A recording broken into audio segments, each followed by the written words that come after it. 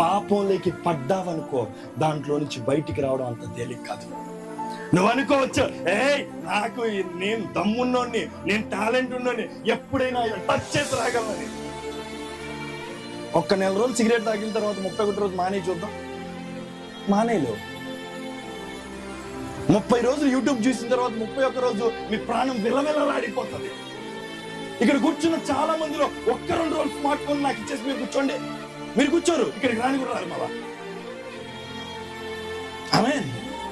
కానీ ఇక్కడికి వచ్చి దేవుని సన్నిధిలో, అయ్యా మా మొరలు వినవా, మా ప్రార్థనలు ఆలకించవా, అయ్యా మమ్మల్ని చూడవా, మాకు సహాయం చేయవా అనరు, ఏడుస్తారు. ఎందుకో తెలుసా తల్లి, పాపం నిన్ను కవ్విస్తూ ఉంటుంది. ఒక్కసారి నువ్వు పడిపోయావంటే ఆ చికటగల ఊపిలో నుండి బయటికి రావడం అంతా తేలిక కాదు. అందుకే దేవుడు అంటున్నాడు, బిడ్డ శోధన వచ్చినప్పుడు జాగ్రత్త, శోధన వచ్చినప్పుడే జయించడం నేర్చుకో. అవ్వ చూసింది చెప్పింది, శోధన వచ్చిందని గ్రహించలేకపోయింది.